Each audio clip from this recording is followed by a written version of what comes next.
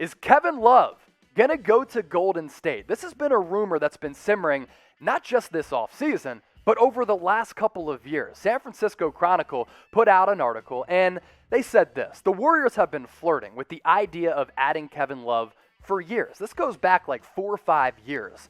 And the courting this offseason for Kevin Love in Golden State might turn into a full-court press. And according to reports, Kevin Love has a really astronomically high contract, but he might look to negotiate a buyout with the Cleveland Cavaliers, and maybe he could sign with the Golden State Warriors at the veterans minimum because they don't have a lot of cash to spend.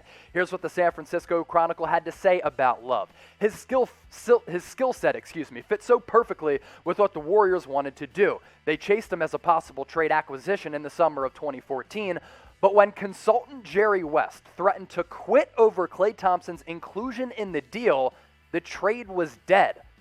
Good move by Jerry West, because it turned out to be a brilliant move by the Warriors, because from 2015 to 2019, they went to the NBA Finals every single year and won 3 rings. A big reason for that, Klay Thompson, and him not being in that deal.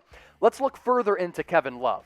He's on his way to potentially being a Hall of Famer. You're looking at a guy who's a 5-time All-Star. His career averages 18 points per game to go along with 9 rebounds, so he's really been an all-around stat-stuffing machine. But the injuries are starting to pile up, and with him getting longer in the tooth, how long can he play at a solid level, if not maybe an elite level, because he's missed 102 games over the last 3 years. And this past year in Cleveland, it was a weird year for Love. You look at him as a good culture fit, but there were some shots of him leaving the team huddle, sitting away from the team huddle. He wanted nothing to do with Cleveland, and frankly, that's probably how a lot of people around America feel. They don't want anything to do with Cleveland. San Francisco Chronicle continued by saying this about Love. Just in November of this past year in 2020, it was reported that Golden State eventually balked at a 3-team deal that would have landed Kevin Love. He said he's willing to pivot, but he's not entirely sure that his days of 35 minutes and 20 to 25 touches are in the rear view of his career. This is what Love had to say about questions about his durability. He still thinks he can be a really elite player. I can still be the player that I was before I had a couple of tough injuries. This is the best I've felt in a long time. People always say this, my gosh. I feel like I have a lot more to prove, but I feel that way coming into every season. Obviously, it's been unlucky and unfortunate. Injuries happen.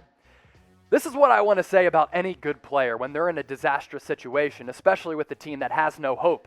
You got to get him out of that situation. And for Kevin Love, I want to see him out of Cleveland.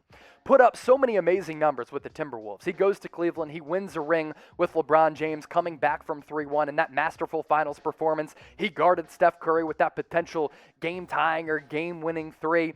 You got to get Kevin Love out of Cleveland, especially considering that he only has a few good years left, and him playing in that bunker of a city, a bunker of a franchise, it's just not good. I'd love to see him on Golden State. What do you think, though? Should the Warriors pursue Kevin Love either in free agency or maybe it's a sign and trade? Type Y for yes, type N for no. Be sure to get your votes in the comment section down below. I think the Warriors, even though they brought back Kevon Looney, they still have James Wiseman on the roster. They could use a floor spacer in the front court like Kevin Love. I'd definitely be all for it.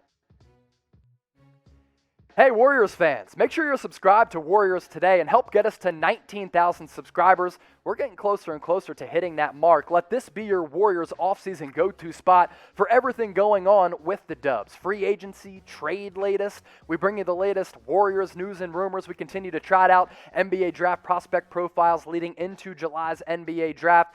And for Hoops fans out there, if you haven't subscribed to Chat Sports, what are you doing?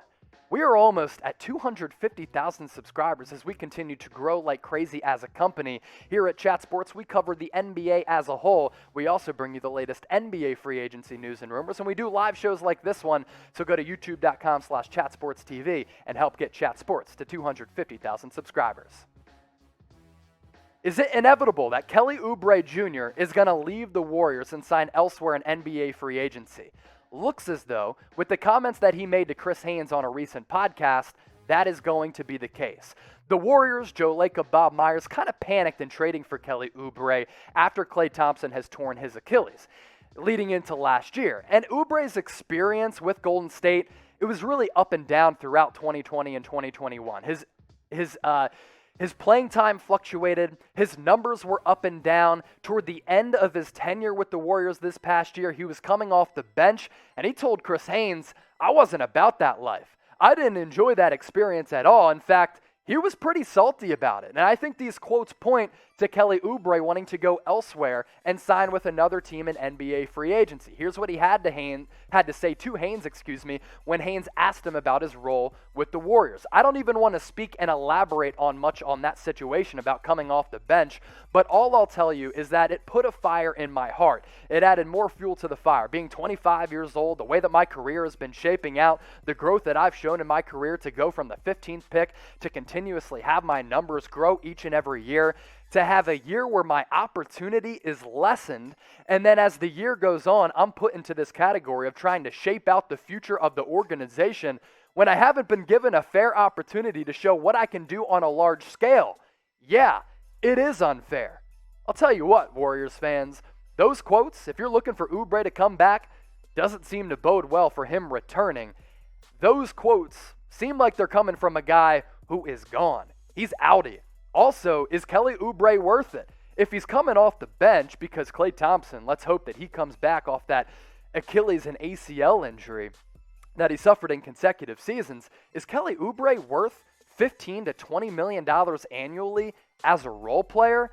Hell no. Why is that? Because you have Jordan Poole, who is one of the best comeback stories in the NBA last year, not just with the Warriors, and his salary much more doable than a guy like Oubre, who on the open market realistically probably will demand anywhere between 15 and 20 mil because he's put up big numbers throughout his young career so far. There's still some upside and untapped potential, and Jordan Poole this year is going to make a little more than $2 million.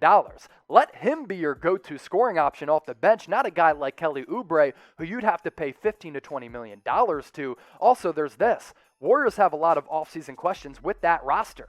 Use that money elsewhere to fill some other needs because you don't really need Oubre on this team with Klay Thompson coming back. So do you think Oubre is gone? Is he outie from the Bay? Type G in the comment section for you think he's gone. Type B for you think he's going to come back. I think it's inevitable that Kelly Oubre is going to leave Golden State. Money, role, playing time, frustration. Hey, that's four things that point to Kelly Oubre going elsewhere in NBA free agency.